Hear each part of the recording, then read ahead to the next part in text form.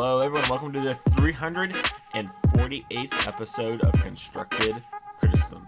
I'm your hyperbolic time host, Mason, and I'm joined by time skipper, Allie. Allie, how you doing? Still trying to wake up. I had a very wild dream, so Oh, kind of yeah? out of it. Yeah. I I had a dream that I was visiting my parents and they had a bowling alley in their attic. But it was like a really I had a dream that I was visiting my parents and they had a bowling alley in their attic. But it was like a really popular one that attracted like hundreds of people. Oh, wow. During the vid? I think my dream was like not Oh, so it COVID. wasn't a nightmare. It was a happy dream. I do get those nightmares though of like going to the store and no one's wearing a mask and I'm not wearing a mask and How I'm do you like mean the freaked South? out. I have a dream of the South. I dream I live in Tennessee. That would give me a ton of anxiety. Yeah, they're actually much better about it. We've reached a point now where, like, Where basically you everyone believe has in it. it. Well, it's more for show. Obviously, we don't have it here. But no, there was a bit where I want to say around June, because June's when I started going back to work, and we would have to give. And when I went to the stores, like never, and I would say by August, September, it was 90% of the places and people had them, and then by October, it was like basically everyone. Like it's more like it's someone pops out if they don't have a mask, where at the start of it they kind of popped out Yeah. if they had masks. So Yeah. I think here in like Wisconsin and um my parents in Illinois, it's pretty much like everyone does wear a mask, but I think that's just because it's like a law or like most businesses like make you. So like I think a lot of people wouldn't sure, if yeah, they had the option, but they don't really have the option, so. yeah. Probably not appropriate for the podcast, but I can't wait to tackle that hill once they get injected with Pfizer and they have to realize they still need to wear it for a while. Anyways, today we're going to talk all about historic in preparation for the Arena Open. We've been gone. Talk all about historic in preparation for the Arena Open. We've been gone for a couple weeks. We had Thanksgiving, and then we had some personal stuff, and then my computer died, and now I'm using my It old computer. his computer actually just like exploded. It was very weird. It basically did. It oh god, it's so frustrating. I have to like ship that off today. But we're on. Luckily, I was able to dig up my old computer. I hadn't got rid of it for when I bought the new one during the vid. So we're running an old faithful here, or as I call her, Betsy. I thought Betsy might say something. I was really hoping the computer would do something. Hi, Betsy. Yeah, it's pretty rude on you to not say anything too when she was shy like that. But it's okay. I forgive you. Um, but yeah, Allie, what has been your always improving moment for the last month since we've been gone? I think at least going into the stream a bunch of different decks, especially like the ones that did well at the PT. And so I ended up streaming blue white control and it actually was pretty good and I was very surprised. I actually ended up taking it to um day 1 of the Arena Open and I think just like the lesson there is as much as like I kind of don't like playing against control or like don't take blue white seriously all the time. Like sometimes you just have to be open-minded and actually be willing to try things kind of that are outside of your realm of like what you think is correct. Yeah, like you have to put aside pre-built up like opinions for since things Yeah, just change. like the personal biases, I guess, where I'm like, okay, Side pre-built up like opinions for since things yeah, change. just like the personal biases, I guess, where I'm like, okay, blue white control is just like a bad deck and always will be a bad deck, but I ended up playing it because I think it actually like served a really good purpose in the format at that point. Yeah. Yeah, and those sort of things happen too. And I think it's good to have those like to an extent it's good to have like notions and thoughts on a format so that when the time comes to prepare for it or compete in it, you're ready to go. But yeah, it's good to be able to check those biases, and at the time, if the moment is right, it's good to be able to pivot. So that's good. Except for of course, for rogues, you'll never play rogues, despite how good it is. So that makes me sad. Maybe one day on the podcast, talk about how you'll play rogues, and then I No won't be sad. rogues. Yeah, no, cool, no doubt. I was joking too. Haha. My a similar-ish thing. I've just been forcing myself to play like the best deck, basically at all times, or the most consistent deck. I have a pretty strict rule for when playing things like the SCGs. It was really strict in person, but especially online, where the line is a fine deck, like just something that's totally reasonable, something totally solid. So like mono green food, for example, has been kind of the default answer for this, where one week it was probably the best deck, and the week after that was probably like just a totally good deck, or whatever, that's consistent. And just making sure that we play good, reasonable decks that aren't like some weird like level 3 metagame call. We're not doing something crazy. We're just playing good decks that are going to perform. We're going to play good Magic. And I missed out on top 8 of the SCGs twice playing that. So that's where I've been at during all of the vid time and while we've been away on the podcast. So I don't know, Allie, what do you feel about just, this is the thing I always thought about, especially for in-person diversity in the fields and like what people are bringing. You need to just make sure you're picking at least fine decks. Hopefully the best deck, but if you're unsure, you should pick a deck that's at least consistent. Yeah, I'm much more likely to like metagame one of these online tournaments, kind of just because there is a sort of qualification system to them, even if it's not as intensive as like a PTQ or something. Even if it's just like 4-2 an SCG satellite or something of the sorts, like people at least had to qualify. They're probably not going to bring a spicy brew, whereas in-person SCGs or GPs, you can spend $60 or $80 and play Squid Tribal. And you can just do that. And unfortunately, with my luck, if I try and like metagame too hard, I end up Squid Tribal. And you can just do that. And unfortunately, with my luck, if I try and like metagame too hard, I end up losing to Squid Tribal. So essentially in like paper events that I love don't that have there's some like a deck highly I love there's a deck you're thinking of, and the viewers out there to figure out what deck Allie hates and thinks is terrible that Squid Tribal relates to. You can continue with your serious point now, but we both know that you're about to say a real deck there, and you don't want to offend anybody. And I love it. You know who you are. You're thinking, is that me? And if you have to ask the question, you know the answer. Yeah, if you have to ask, it's definitely you. But yeah, like I'll get paired into Squid Tribal and then absolutely lose. So I think there's definitely a point there of selecting your deck per tournament and who's playing in the tournament for sure. For sure. It's surprising how many people in the I have played against a lot of, and like obviously sample size is small, that's like a me thing. It's not like everyone's reporting back on this, but I am constantly kind of shook at what people end up bringing, and what like does well enough to qualify. Like in Historic, this past week on one of the satellites, an Abzan ETB Yoregon deck qualified for day 2, or for the big event. That was like a Yoregon deck with lands, 3 Othakayas, and the rest of the deck was ETB creatures.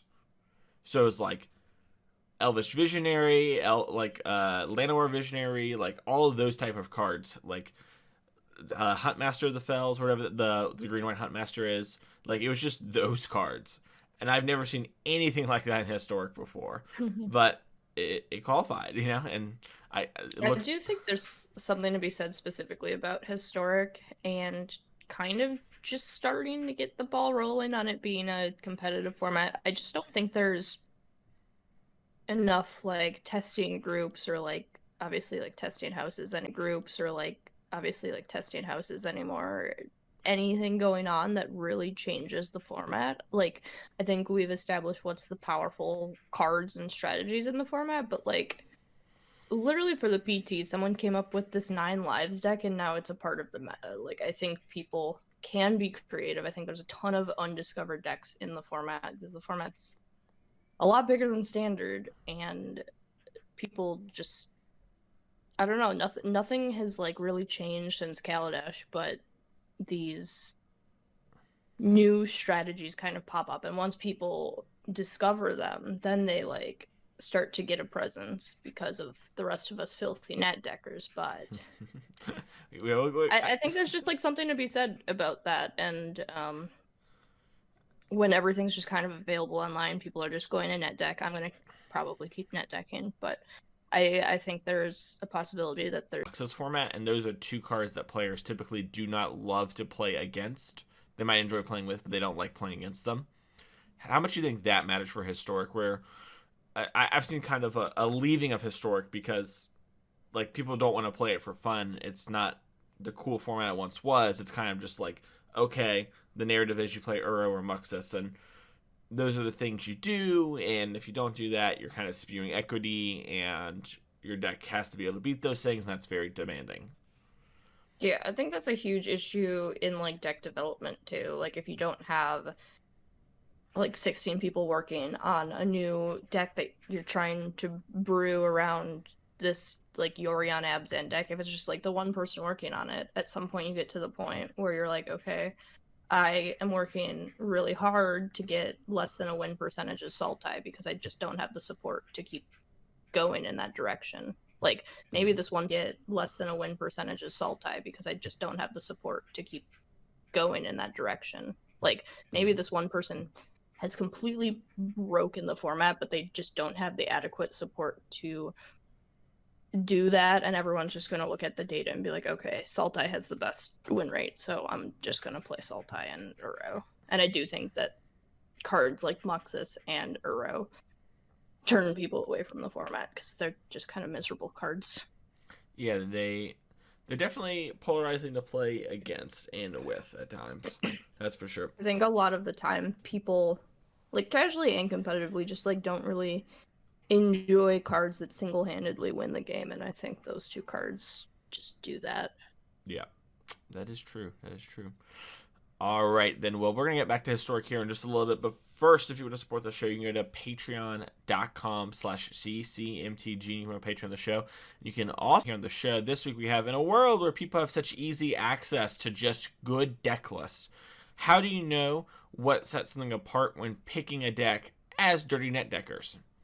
So, Allie, how do you start the deck picking selection as a Dirty Net Decker on twitch.tv/mythicmeebo?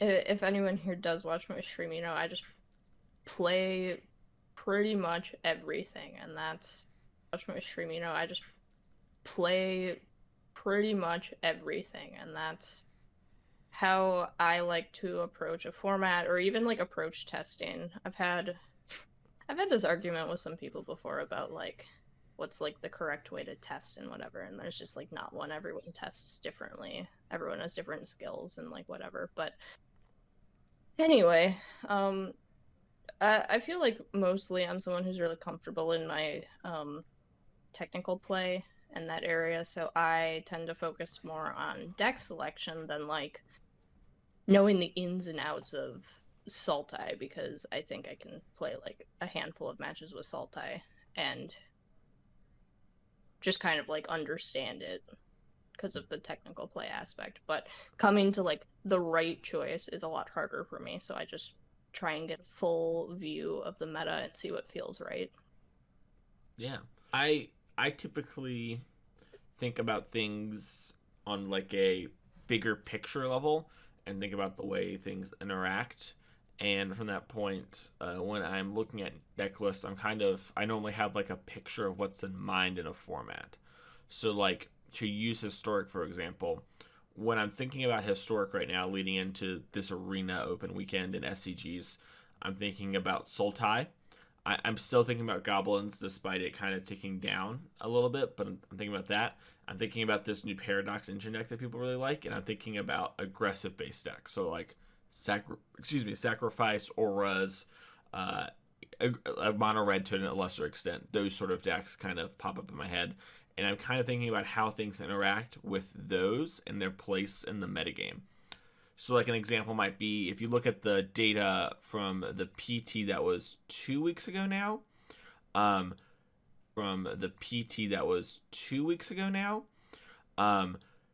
Huey and Shahar and I believe Reed all played blue-black control, and they did pretty well. And we can like look at blue-black control and think about like how does this deck perform against the metagame, right? Like you have a lot of answers for creatures and things like that. So a deck like Goblins, if you can prevent Muxus from cheesing you, right? Like you just counter your Muxuses, you should be able to clear up the board. It's got a lot of Narset, it's got a lot of ways to answer things, so maybe it answers like Uro pretty well.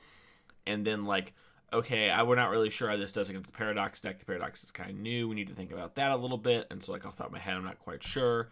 And then aggro decks, kind of similar to Goblins, but maybe they're a little quicker and not as grindy. So like, can this deck answer that? The deck has like a lot of board clears. It has a good amount of spot removal with like 4 Fatal Push. So I think it's pretty good in that way. And I look at like how the deck actually wins, because the deck could have all the answers in the world, but if it can't win, as Narset plus Torrential Gearhulk to flashback commit memory as a way to win, and then it has Scarab God and Ashiok. So it has like a good amount of ways to win. And so like I'll look at that deck, think about it like that, and like a much more casual approach to something, like not so formal like that. I'm kind of just thinking about it, not really going through a checklist, and then that informs how I move forward with a deck or not. And then maybe there's something I like about the deck, but it looks like it's missing, right? Like maybe the blue-black deck just had a bunch of essence scatters and it had no extinction events. And I'd be like, okay, I think extinction event's really good, or maybe I think languish is really good. All right, I'm going to go and try to play those cards in the deck. Maybe there's some place where we can move stuff. What were they thinking when they did this? Especially if I'm trying to save time. If I have all the time in the world, I'll play a deck without changing it and then figure out why, because I assume people thought about this sort of stuff and came to conclusions, especially people like Huey and Reed and them, like I'm sure they did work, but sometimes you're just low on time with, like work and life and stuff, right? And you're just like, well, I would love to play 30 matches of blue-black control before I made any card changes, but I have time for 3. I need to think about this, and I need to make things happen because we are busy. We do a lot of stuff, so that's how I do it. Yeah, I think a good point there that you like touched on, but then also changing it into my point was, I think I really like playing matches to like see what kind of changes I want to make to a deck. Does that make sense? Mm-hmm.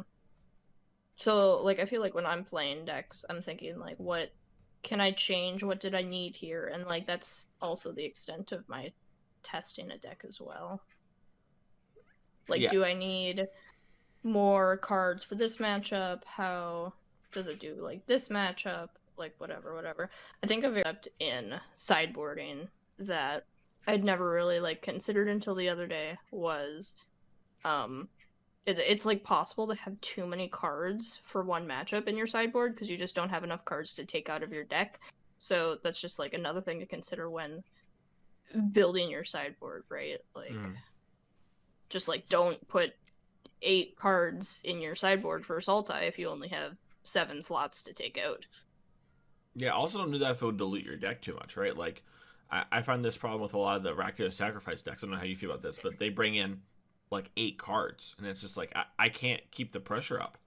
like I won't lose to Uro, I promise, but like I can't kill them in time. Yeah. So that is definitely an important thing to think about there too.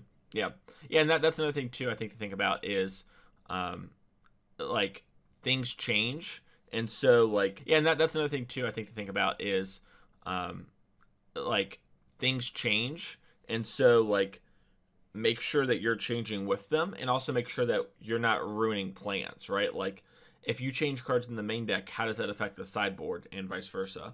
And that is something I think about, too, when working on the net deck. Also, I will look for something that's shared a lot. This one last like bonus point, like if a deck's getting shared a lot and it's not a meme, like there are decks that get shared that are like, yo, if you assemble these 4 cards you kill them, and like, okay, that's cool. Like that's sweet, we all get it. But like if it's like look at this Sultai deck that plays 3 Castle Lochthwains and some Scarab Gods in the main deck, right? And it's getting shared a bunch.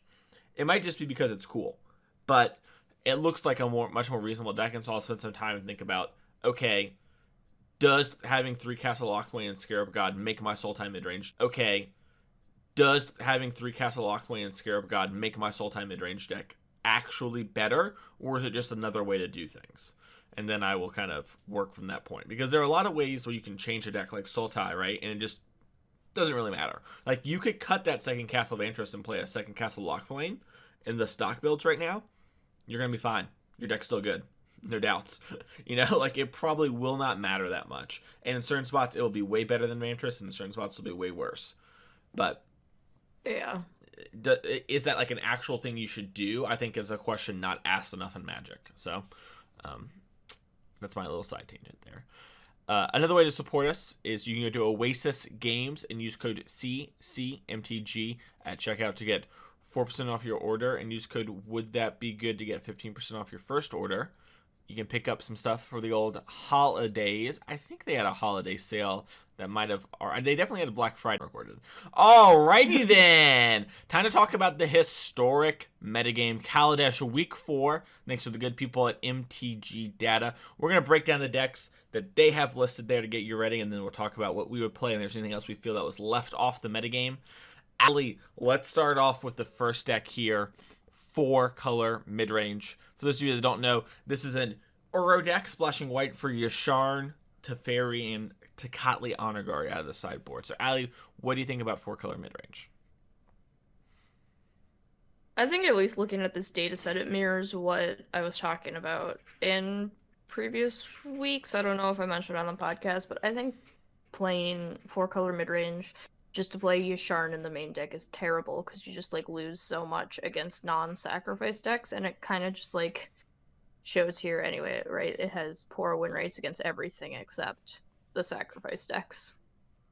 Yeah, also against one of the sacrifice decks, Rakdos in particular, it's 51.7.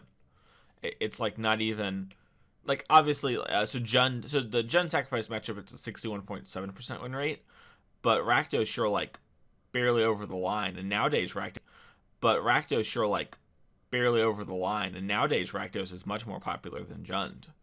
So I also want to point out for people who have been using these kind of data sets, they're really helpful, but obviously a lot in Magic we never have perfect sample sizes, and for a lot of these matches there's a not a good enough confidence interval to like draw a ton of meaningful conclusions. So like, while this is the data, it's still like not 100%, right? Because if we're looking at this Rakdos sacrifice numbers, like the win rate goes from 39% to 64 with an average of 51.7. So we need more data. Where is that?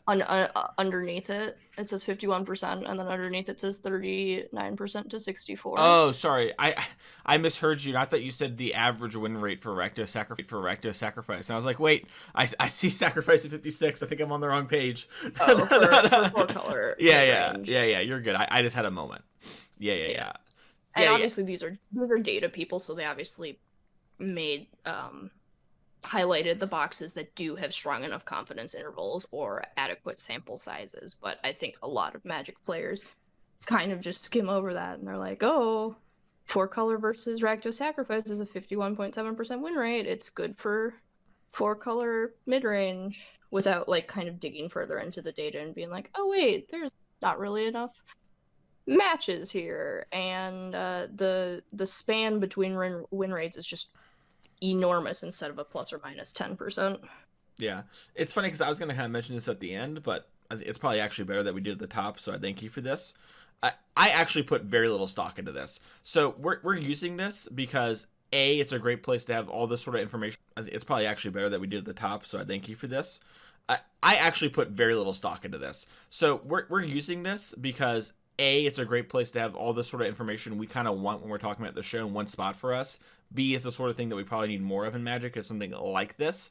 But the data on these things change every single time there's a pro event, the decks that do well always shift and is always different than it is on these things. And a great example of this is Standard, where every single time you look at Rogues in Standard, since like the Omnath banning, Rogues has had a 55% plus win rate on every single weekend that pro players play in. It just is consistently like one of the best decks in the format. And every weekend besides that, without fail, it's a 50% or below deck on average. And I find a lot of this data, not only is there not enough sample size, which is a huge part of all this, the satellites and the 5K for the SCG. That's all the data that comes from this. Which is like, like maybe 500, 600 matches or something like that probably. But like, actually, I'm sure it actually says somewhere on here. Yeah, the sample size is like about 2,000 matches. So it is a lot, but it's like actually just not enough to come to conclusions on like a lot of these things. Especially when you look at how much other takes up. Like, you can't see it here, but 20% of this data comes from other decks that are not categorized in the tier of Black Control. There's just actually a lot of the data just is almost gone because of that. Mm-hmm. So yeah, and there's a ton of different issues with data collection and Magic in general. Like, which events are these drawing from? The caliber of events obviously changes the data. If we look at like, there's only in this data set, there's only 59 people who registered Jund Sacrifice. If that was literally like no professional players playing that's going to influence it, compared to like if we say most of the professional players played the 65 Paradox Engine combo decks. So, which is just kind of to say that's why we need huge sample sizes to just mitigate the player level disparity in these data sets. And you kind of just can't get that with such a small amount. Of sample size. Yeah, we also don't know the number of matches, but like Magic games are sometimes won on like hairs, right? But the computer, and this isn't a problem with data collection, it's just something we have to be realistic about, right? But like sometimes you win by a hair, right? Or because they mulled a bunch. But the data can't say 9 Lives has a 100% win rate against Sultai midrange asterisks. In our looking at the games, we saw that all the Sultai midrange players mulled to 3, But like when you get to decks like 9 Lives that are on this thing but have 20 decks representing them, things like, okay, I believe that 9 Lives has a terrible blue-white control matchup, and that makes sense logically, right? So like on this data point, they have 0% win rate against blue-white control. But like that makes sense, but you could have a similar thing that pops up where just a low number of matches actually getting played when 2 decks are ones that have small sample sizes, right? Like, for example, Azorius or a number of matches actually getting played when 2 decks are ones that have small sample sizes, right? Like, for example, Azorius Auras has 27 decks, it seems to be, representing it here, and I could look up the 9 Lives stat if you give me a second. So it's 33% against 9 Lives, right? But, like, if that was 0, there are so few decks being played, right, that like that samples, like the data might be coming from 3 matches, right? And it's like, well, maybe that's true, or maybe the Azorius Auras players just didn't have enough time to like realistically draw their sideboard cards and that sort of thing. Like maybe that's not as bad a matchup as it appears to be, because sometimes things like that do play out. But with all that being said, I think there is still legitimacy to look at this, but I think the much healthier way and the better way to look at this is information. It is not the Bible.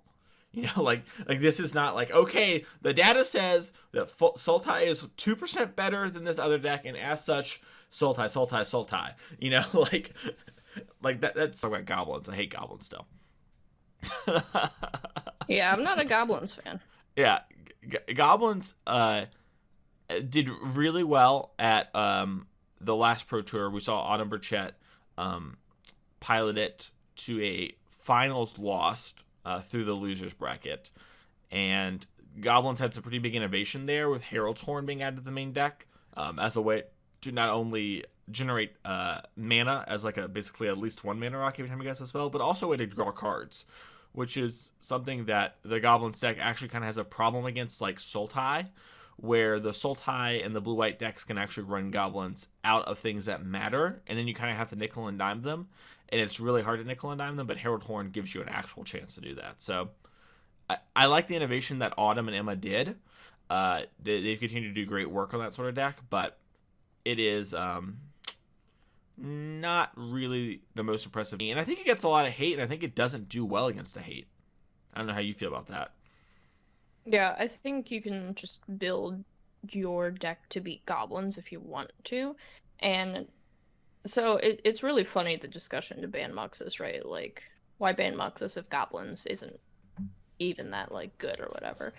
And I mean, quick side tangent, that's just because, like, Muxus, even if your Muxus hits perfectly, like, even if your deck is built to beat goblins, you probably can't win that.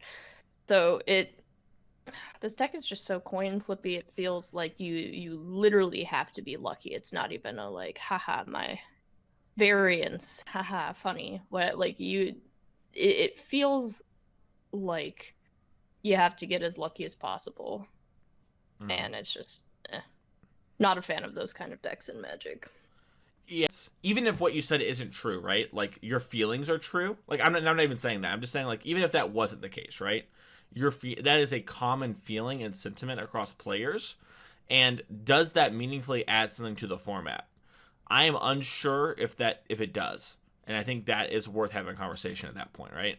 Like, if no one likes playing Luxus and it makes our players feel bad and they don't want to engage with the format, and it's also pushing out all these other decks and it's warping the format around it, then why do we have this again? Like, especially with our format's different. We have this restriction list we can use, right? Like, we can put Muxus on the list for 2 weeks or 3 weeks and just see how players interact with Historic. And if it actually is worse, that sucks. We're sorry we did that. We needed to test, and Muxus is back. Here you go. You know, that is a thing that we can do pretty easily in Historic. So, but when it comes to the actual, that is a thing that we can do pretty easily in Historic. So, but when it comes to the actual decks, like, I think the Muxus deck has this really strong draw to it, where no matter what you're playing against, like Ali said, you can just play a Muxus, and if it resolves, you have a reasonable chance to win the game. Like, Haste Goblin, hopefully a Lord, and another Goblin and a Muxus is, like, normally 13 damage minimum out of nowhere. And that's a lot of damage. Like, even if you don't insta-kill them, just, like, you know, kind of punch them in the face for 13 is a lot. So, I get why people play Goblins. Like, that sort of allure is something that I normally would get drawn to, but I actually just find that even with Herald's Horn, its B plans are actually not that great. And I think in a lot of ways, Chandra is actually a more impactful B plan, but e-girl goblins. So, it kind of sucks. I don't know how you feel about that.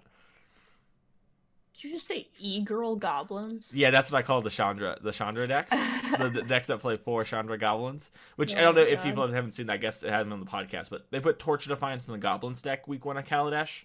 And that way, you have 4 mana, your Chandra plus is for 2 mana, it gives you interaction, and then you actually want to sideboard Chandra in the Goblin deck already, because there are grinding matchups where Chandra is good, and so that saves you a little bit of sideboard space, and so you can kind of pre-build it. It actually might be right going into this weekend with all the mid-rangey decks, like Sultai is like kind of getting pushed as the other deck. Maybe you're supposed to play some number of Chandra's main, but I call it e-girl goblins, so, because Chandra's there and everyone comes in to see her.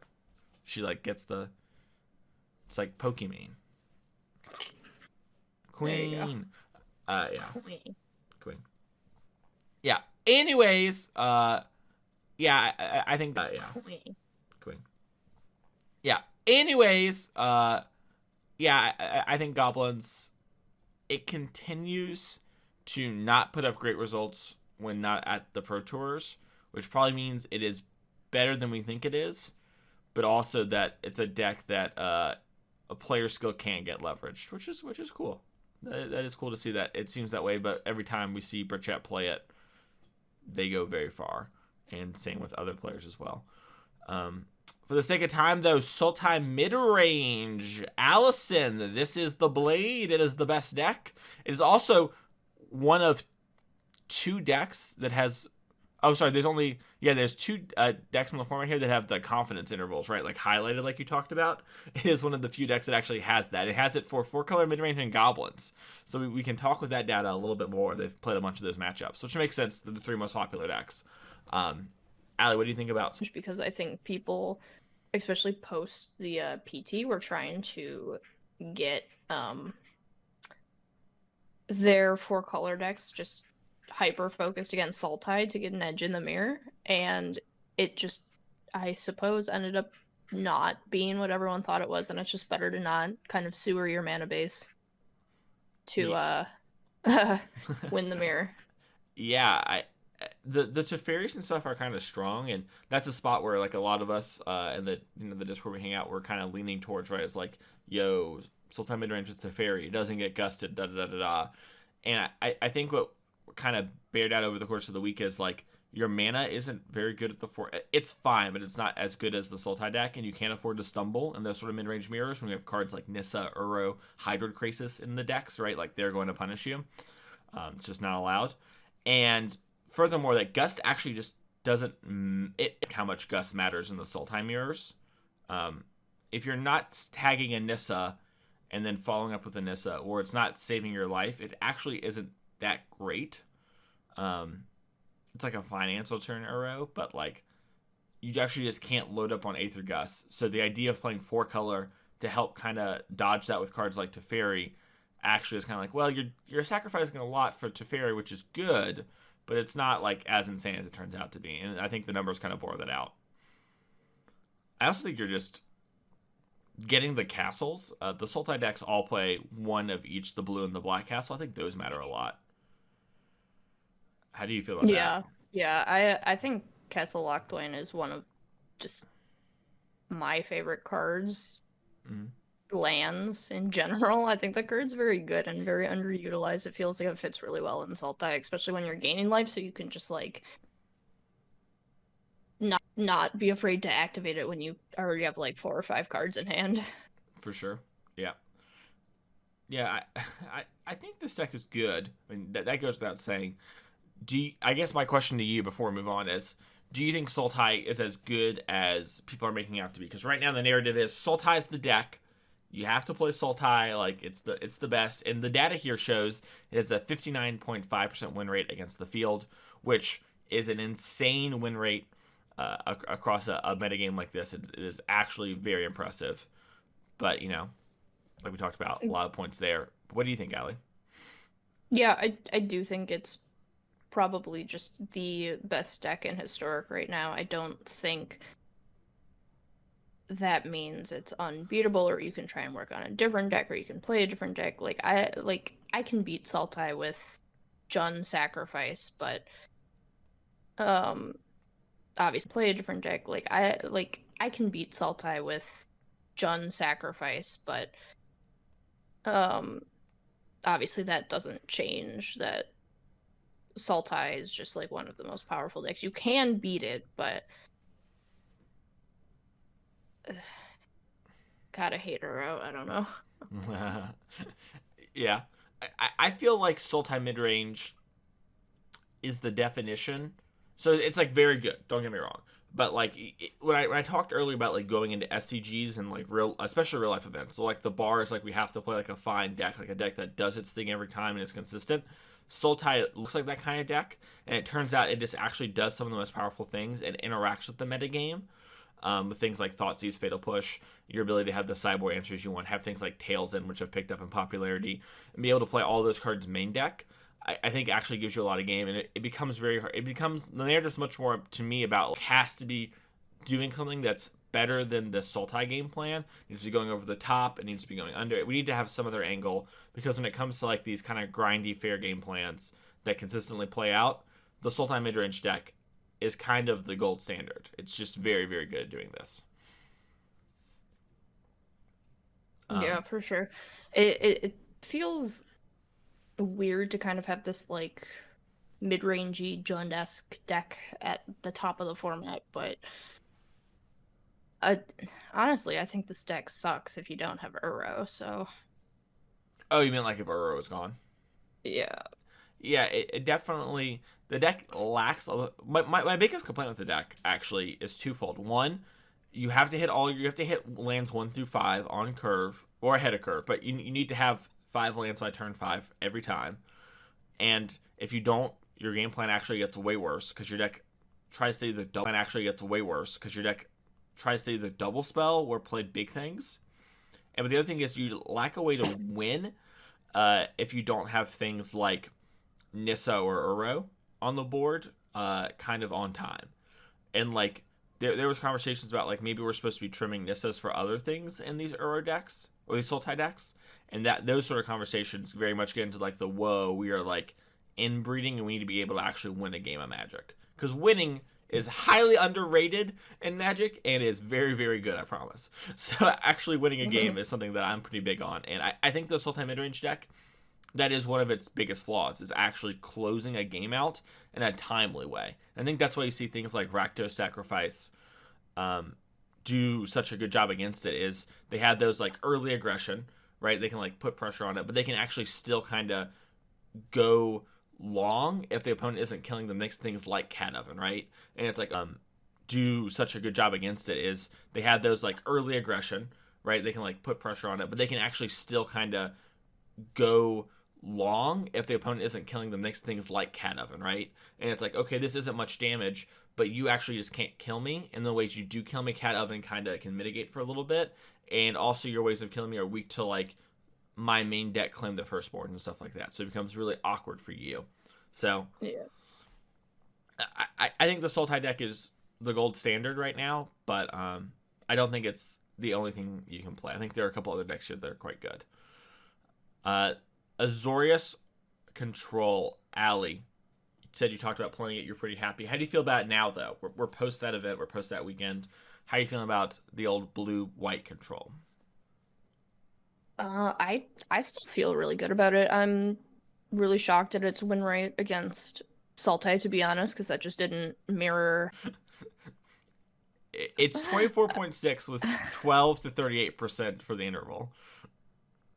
I think that like truly shocks me because even the games I lost just felt really close. So I like, to me, if it had a poor win rate against Sultai, I would guess like 48% or something similar. Like, Mm-hmm. it makes me curious how many like actual matches they have in this matchup, because it did not feel that bad from my perspective. Yeah, that would be interesting to know too.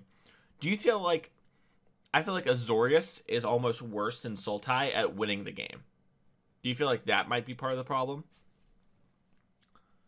Or does that like not has that not been a problem when you've played that matchup? Because I'll be honest, I have continued to avoid blue white control in historic currently. So so Yeah, I think the problem overall was or is Uro, and I think that's how Sultai can kind of get back in the game, mhm. is just getting the like the card advantage, and eventually you get to a point where you're like double or triple spelling, and Azorius only has like one counter spell for you or whatever. But Sure, that makes a lot of sense. Yeah, I think blue white control is pretty reasonable. It has some matchups where it's very good. We saw that like in best of one, specifically like when your opponents can't pivot their game plan. Something like Azorius control is nice. We saw it actually win the Pro Tour as well.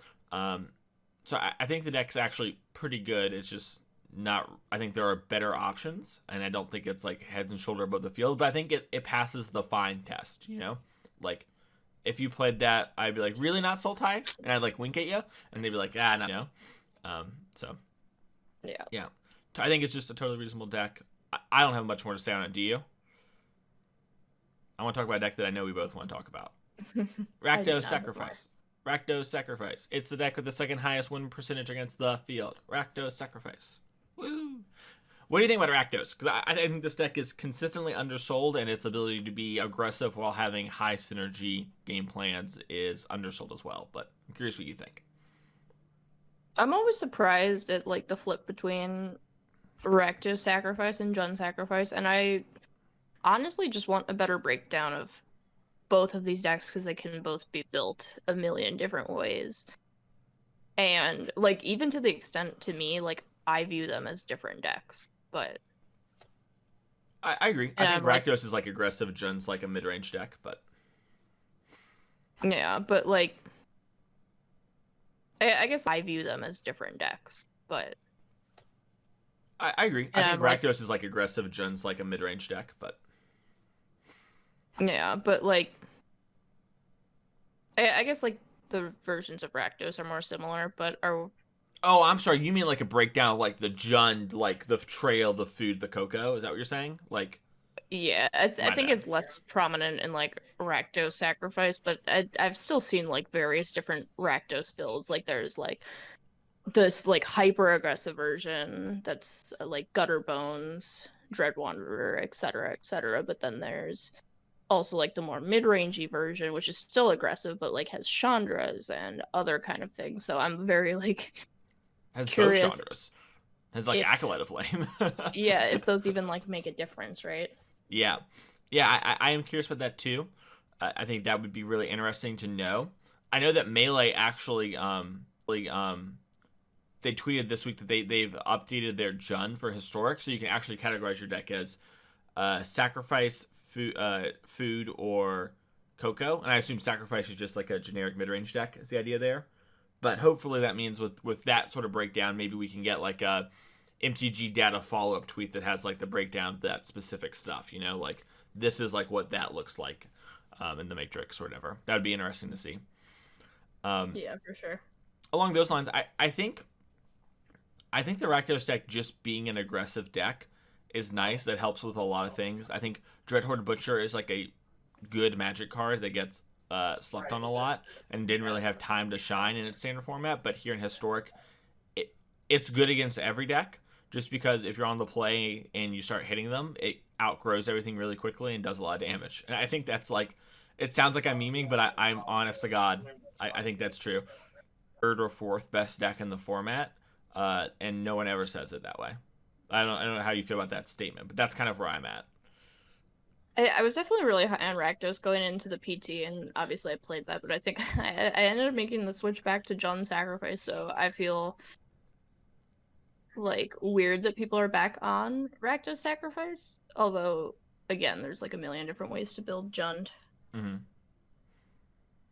Yeah, I think Rakdos's linear game plan helps a lot with that, and I think that the Jund Sacrifice decks can battle with these Sultai mid-range decks and stuff like that, and they can definitely beat the Goblins decks, but it's hard to actually beat both of those as a version of Jund. Like, if you want to beat Sultai, you probably want to beat Trailer Crumbs. But Trailer Crumbs can beat Goblins, but not as consistently as, like, the Coco version, for example. Like, that deck is much better against, or pushing you in two different directions, I should say. And then the 4-color mid-range deck, which is just, you know, Sultai with Yasharns, also push you in one direction, but they're not like it's that much more of the field than Goblins. And also, they weirdly have this random hate card to spike against you, and so that kind of forces you to be more have like even a more mid-rangey game plan, like Chandra's and stuff in the main deck. And then at that point, you're like, oh, I'm like that, not synergizing with either of these other plans. I'm kind of like a Corval deck, and so now you have like these 3 different Jund decks, like Ali talked about, and they're all good against, or they're all better against a specific top deck when it comes to percentage of the field, but they don't line up super well against the others. Like, you're losing points in the others. It's not like you're 0%, but you are worse. So that's kind of my thoughts on. Do you agree, disagree before we move on? Yeah, no, I agree. Word. Yeah. You love to hear it. All right, let's talk about Jund Sacrifice just for a far worse. So that's kind of my thoughts on. Do you agree, disagree before we move on? Yeah, no, I agree. Word. Yeah. You love to hear it. All right, let's talk about Jund Sacrifice just for a hot second then, since we did talk about Rakdos. Love Jund Sacrifice. I love playing Jund Sacrifice. I do think, on average, for the reasons I just mentioned, I'm lower on Jund Sacrifice. But I think if you can snipe what people are doing and you hit the right matchups, I would not be surprised to see Jund Sacrifice do well in an event. And I think the difference between it and Rakdos, like its numbers now and being close to Rakdos sacrifice, really does matter on the matchup lottery in a way. So that's all I have to say on it. If you want to go on your soapbox about Jund, go off, Queen. I'm here to listen. I still really like Jund. I honestly think this data set is I am super biased, but I think this data set's a huge at the beginning of analyzing this is that there's just like not enough data. There's 59 Jund sacrifice decks, and we don't know which version of Jund we're looking at, right? There's a million different versions of Jund. If we're playing like Trail of Crumbs version, then sure, this win rate kind of looks accurate. I think the deck's not very good, but if we're looking at like mid-range aggro Coco versions, I think this is just not accurate. Mm-hmm. I think that's fair.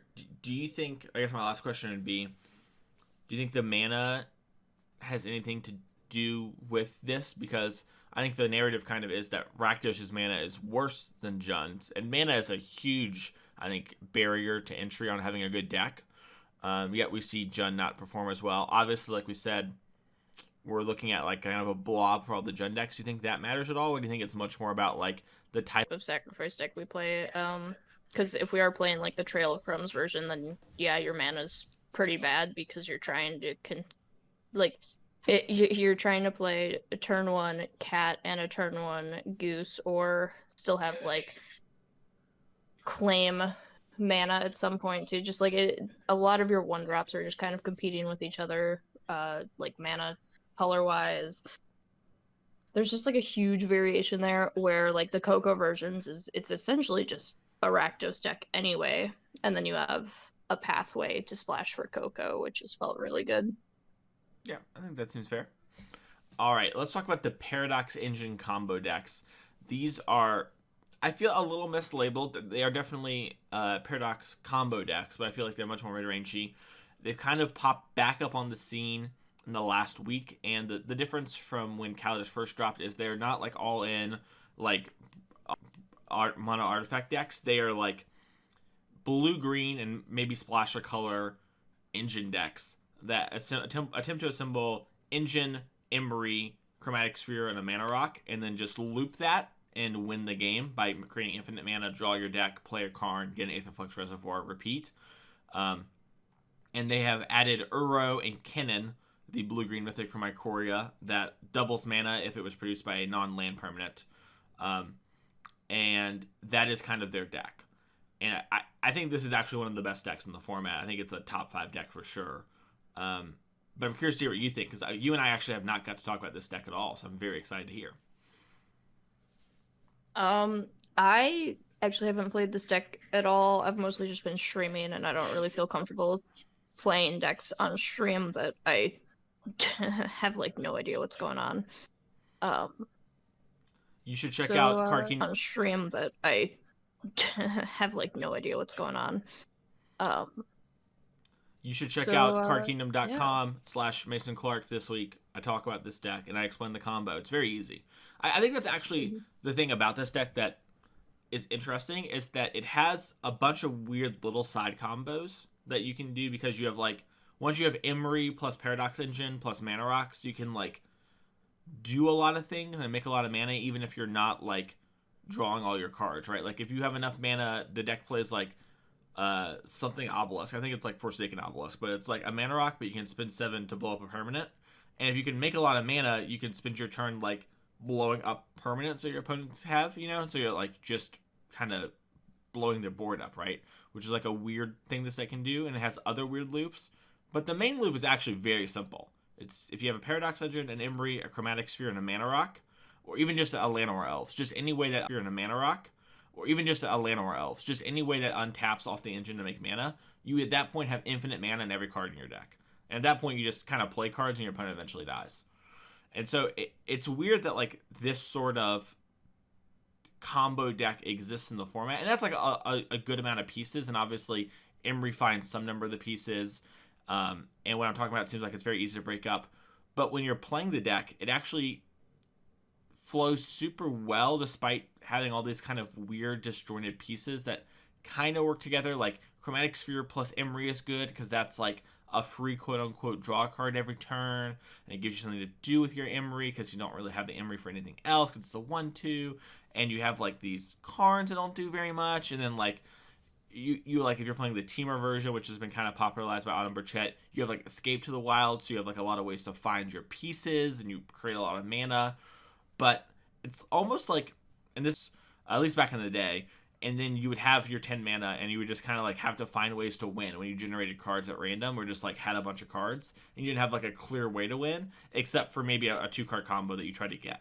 And that's what this deck feels like. It feels like I just generate a lot of cards, I get a bunch of them, and then if I assemble my Emery Paradox Engine combo, I win, which is great. But I can also like Uro you, or I can Karn you, and I have a bunch of weird cards in my sideboard, like Gate to the Afterlife, which I can use to like get Emery for haste combo kills, but I can also just grind you out by like buying back Kinnons and have a bunch of 4/4s where I can like grab the Sky Sovereign and over time beat you down, and just plays like a lot of different game plans. So I'm curious to hear what you think about that. I know you haven't played the deck very much, but I'm sure you've played against it. It feels like everyone's playing this deck on ladder the last couple days, so. Yeah, D. Mason Clark is the expert in this deck now, huh? I will be sure to check out your article. I think I've only played this deck, or against this deck, when I was playing Blue-White Control. Ooh, okay. And Rakdos Jund Sacrifice, and just like beat them before they could do anything, so I don't even think I've seen the full combo go off. Oh, yeah. Okay.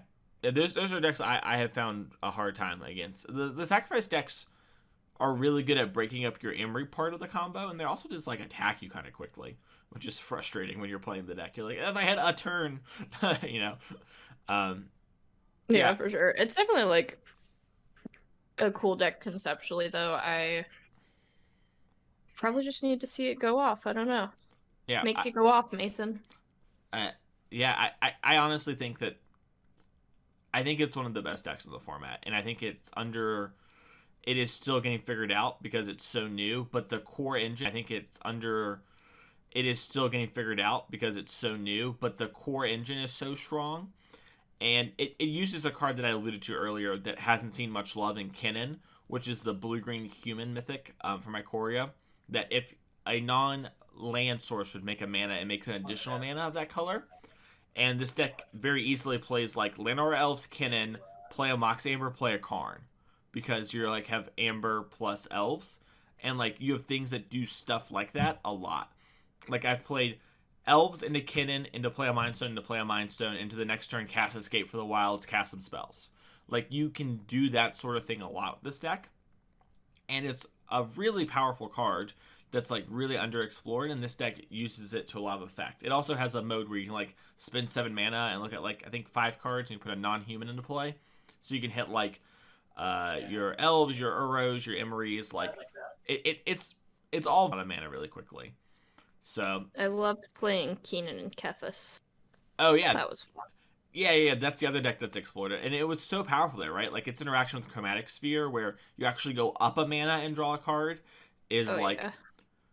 It's surprising how strong that is. Like your spheres become free on the turn you play them, and sometimes it doesn't seem like a lot, but it's really important. And also the turns where you set up the spheres ahead of time, and then suddenly you're like, okay, play my Kinnan, all right, or Keenan, sorry, draw a lot of cards, gain a bunch of mana, play this thing.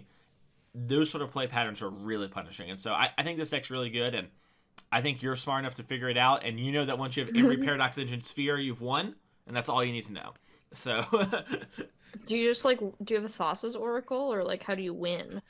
You have Karn the Great Creator in your deck, and then you have Aetherflux Reservoir in your sideboard. And then if your opponent tries to exile the Aetherflux Reservoir, you have a Tormod's Crypt, and since you have 4 Karns, you'll play. And if your opponent tries to exile the Aetherflux Reservoir, you have a Tormod's Crypt, and since you have 4 Karns, you'll play Crypt yourself, play another Karn, get the Aetherflux Reservoir back, go again. Smart. Yeah. And then you also have other combos in the deck. Like the deck has something called Relic Statue. This is like, Autumn is so good at figuring out these, I'm just going to say it, terrible ways to win a game that do have niche situations where you should use them. But Relic Statue is a 4-mana 2/3 that when it enters the battlefield, you return a permanent to your hand. So what Autumn does is they play Relic Statue a bunch, and then they play Aetherflux Reservoir and another spell and they win. And that's how they win when they don't have Imri. Is you just pick up the relic statue with an Aetherflux and you loop it. It's like an actual Splitter Twin. You have to have the mana rocks for the Paradox Engine, obviously, right? Like to go off. But that's Autumn's way to beat, oh, what if they killed my Imri? And it's like... I love Splitter Twin situations. Yeah. Autumn's way to beat, oh, what if they killed my Imri? And it's like... I love Splitter Twin situations. Yeah. Honestly, I would love to see you try it, and if Twitch chat says anything, I'll just ban them. I'm a mod. I'll take care of it. Mono Red Aggro. Beep, beep, go burr. I think Mono Red's pretty good. I actually don't have a lot to say about Mono Red. I think it's underrepresented. I think being aggressive and proactive is great in Historic. It's gotten worse over time. Sultai kind of punishes you a little bit, but I think it's still like a good plan. I don't know how you feel about that. Yeah, it seems like it has a good backup plan and can be resilient to a lot of hate. I just have been enjoying playing Junsack against it. No, that's fair. Yeah, that actually is probably the biggest reason not to play the red decks is your sacrifice matchup is abysmal. It is really bad. I think that's another point too. Yeah, that's a good point. I do think the data people you need to use your clout for good, Allie, and say, hey, give us a follow-up tweet. Heart. Like let them know. Yeah. I don't have much to say on Mono Red. I think it's fine. You do have a really hard time against some of these top decks, but I think proactive nature of your deck, you can really cheese people out. I think that's undersold how important that is. And, if a deck like Sultai stumbles, you do kind of capitalize and kill them every time. Rakdos Arcanist. It's one of my favorite decks to play, and I think it is maybe unplayable until Uro is gone. That's my take. What do you think? Sorry, what was that? Rakdos Arcanist. I think it is unplayable until Uro is gone. I love that deck. I think it's so much fun. I think it's unplayable. It's just not good enough. Yeah, it's really interesting. People are deciding to play it against Uro decks, and it sacrifice too. It's matchup. Play it against Uro decks, and it sacrifice too. It's matchup against sacrifice is so bad as well. I don't know why people keep trying to play it. Yeah, its matchup data is weirdly good against the Sultai decks compared to what I think it would be. But I think it's just actually like a worse mid-range deck, and the people that try to beat Sultai are just going to beat you almost as a casualty, You're like, those movies where someone gets hit by the car while they're chasing the bad guy? That's you. You're just getting, got for no reason. I actually think this example is probably one of the best for the, small sample size thing that we keep going back to. There was 29 Rakdos Arcanist decks. And so we're looking at Sultai midrange. It says it has a 61.1% win rate against it.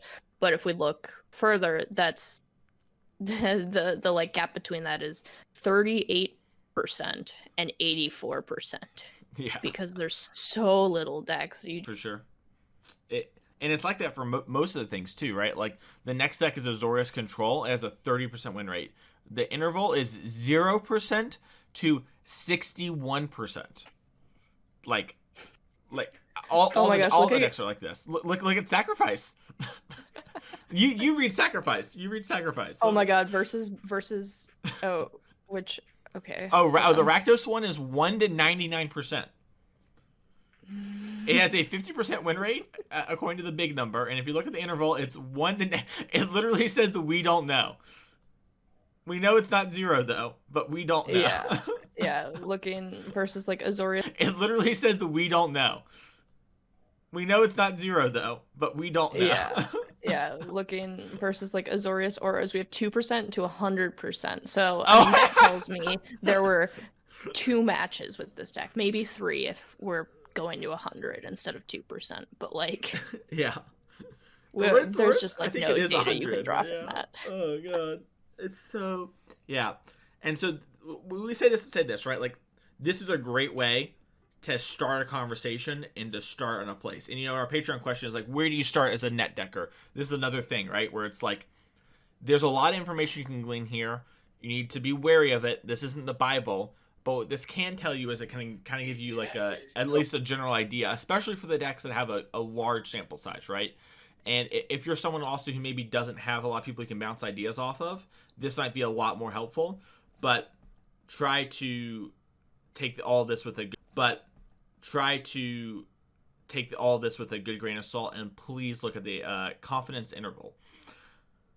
All right, Azorius Auras. This is our second to last deck we're going to talk about today. What do you think about this deck, Allie? I've always been super unimpressed with this deck, but again, I've been playing against it with Sacrifice and Claim the Firstborn and Priest of the Forgotten Gods, so yeah, I think it's solid. I think it has a lot of play against like other decks. I just feel like it folds really easy to popular cards in the format, so I've never been a huge fan of it. I think that's fair. I am definitely an Azorius Auras truther. And by that, I mean, I actually think this deck is super polarizing in the matchups, but the matchups where the polarization is good for you, it's really, really good. Like, I have found it, my Goblins, that's really good. But if you look at the confidence interval, it's still 64% to 100. And 64% win rate versus a deck is good. Like, you're like, holy cow, that's a great matchup. Despite what people say when they're like, oh, I think my matchup's 70-30. There's very few matchups that are actually like that. And, like, having a 64% win rate against a deck would be like, whoa, I'm happy to have that. That's a good, like, quick thing to bring up, too, is that, like, if we're looking at these decks, like, anything above average, like 54%, 55%, like, that's a good matchup in reality, because it's so you rarely get, when you get a good sample size, you rarely get to a point where there's actually like a 70-30 matchup. Yeah, my guess would be one of the few matchups in Magic that is 70-30, to give an example to people, is Ad Nauseam versus Infect. And I don't know if people haven't played much Modern. Basically, the Ad Nauseam deck cannot die from every time. That being said, yeah, it's probably 70-30. And that's like there's a reason matchup. when we get like these decks that actually have enough data that like the win rates are 56% for Goblins versus 4-color midrange, or even like in an extreme Sultai midrange versus 4-color is 61%, and that's like absurd. Like, that's a really good win rate. Yeah. I think people forget that sometimes when we're talking like 60-40s and like that kind of stuff, when we're like talking to your friends and stuff, what we're really saying is like how it feels, and we're trying to like prove a point, but people don't actually mean 60-40. And if they do, you should be like, whoa, your deck's busted, we should play it. You know, like, wow, your deck's 60-40 against everything, that's so good. Yeah, especially when it's like one of the best decks in the format. If you have like a 70% win rate against like Goblins, you should probably be playing it. Yeah, if you're Goblins and wow, your deck's 60-40 against everything, that's so good. Yeah, especially when it's like one of the best decks in the format. If you have like a 70% win rate against like Goblins, you should probably be playing it. Yeah, if your Goblins and Sultai matchup are 60-40 at worst, you need to be registering that deck. You're probably have the best deck in the format by a lot. Anyways, Auras, I think it's pretty good. 9 lives. Allie, we have a Splinter Twin situation. If we get Salinity and 9 lives in play, we cannot die from combat damage, much like Ad Nauseam. I played against this deck once while playing Azorius Control and then never saw it again. I have played against it a couple times with Rakdos Sacrifice, which is pretty funny, because your cat actually does do damage because it's loss of life. And so you can kill them through their Splinter Twin. And they also take damage from Priest of the Forgotten Gods, because it's each opponent loses life. Yeah. So, it's funny. Well, there you go, off the deck. Yeah, I think there's something to this type of strategy or whatever, but I think it's much more fringe. It's a true prison deck, for sure. I've played a little bit of it now, and what I found, and there are some things you just can't lose to, kind of like Azorius Auras. But the key difference, and I want to make this clear to people, is that Azorius Auras, I think, is like a top 5 deck in Historic, maybe a little outside that range right now, because it's proactive. So when we play against a deck that's a bad matchup, right? Like, let's just assume for a second Goblins is a bad matchup. It's not, but let's just say it is, right? The fact that I can go, like, 1-drop, Spirit Dancer, flying, +3/+3, like, you know, like, hit them really hard, means the matchup turns into a good one. Like, I can win that matchup, right? The 9 lives deck, has another good Goblins matchup, but like pretend it didn't for a second, you have to sit there and beat all of their cards. Like you have to assemble all these weird lock pieces. Like, okay, I have to get this Getting Intervention down so I can beat this card, and I've got to get the Rest in Peace down so I can beat that card. I get the Decade so I can beat this, and like you have to assemble all these pieces, and you could beat them, but it's a lot harder than just like play my body, suit it up, kill you. And that I think is highly underappreciated in Magic and about a lot. So like when I say that it's a lot like auras where like you have polarizing matchups, just know that like it's much harder to win the matchups that are bad. And so it actually leads to more extreme results, I think. Like if you look at the cat data, minus the ones that are 1 to 99% like against mono red aggro, it is very much polarized. It is like 70% plus matchups and 0% matchups. It's like across the board here. It's very interesting. Yeah, for sure. 9 lives. All right, Allie, hot take on 9 lives. Off it, perfect. You love to hear it. All right. Last, we have other, which we talked about how it's a bunch of this data we can't even use. The only deck I want to talk about real quick before we go is Blue-Black Control. I think Blue-Black Control, like Azorius Control, has a lot of merit right now. I think it is pretty good against Sultai, thanks to like things like Narset, which are kind of Sultai mirror breakers. It has a lot of answers. You have ways to beat Uro. And then I do think you have a way to win matchups. We talked about how Azorius Control has a hard time winning. I think Commit Memory plus Narset actually does a really good job of winning games. As long as you're able to like stall the game out and keep a Narset on the board, you should be able to win when you resolve that combo. I started playing it a little last night, and I was pretty impressed. So that's me. I don't know how you feel about all that. I liked the ideas of the first like iterations of those. When Kaladesh was released, because Torrential Gear Hulk's cool, but I haven't really seen much of it since then. Since like the first few days. That's fair. Yeah, it's definitely a dark horse pick, but I think it's like a pretty reasonable. Like we go back to that reasonable deck choice thing. I think it's about as reasonable as Azorius Control. I think you just have points in different places. So, and you're about as reasonable as Azorius Control. I think you just have points in different places. So, and you're able to actually win games. Oh, you also have the Splinter Twin situation, Allie, of Sublime Epiphany plus Gear Hulk. Have you done that yet? I'm not. So you know Sublime Epiphany is the counterspell that has all the different modes.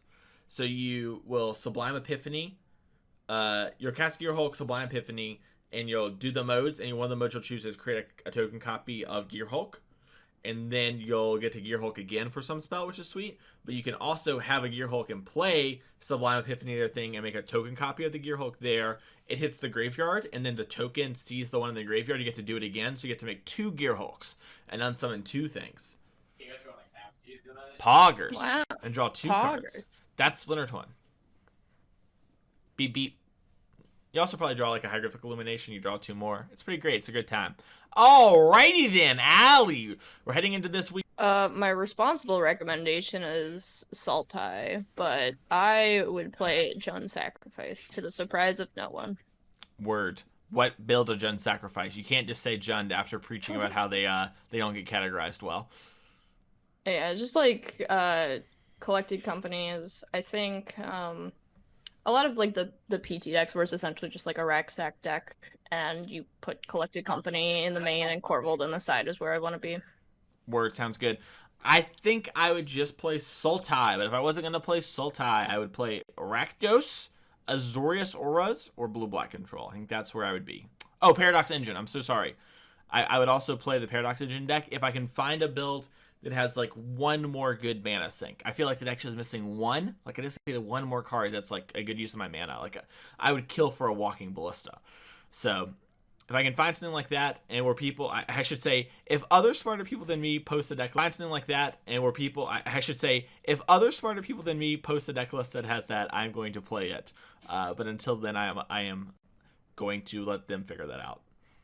That is it for this week's episode of Constructed Criticism. If you want to find Allie, you can go to twitch.tv/mythic_Meebo or twitter.com/MythicMeebo. And you can find me at Mason E. Clark and on Card Kingdom each and every week under the blog section. Thank you all so much for listening. We'll see you all next time for another episode of Constructed Criticism.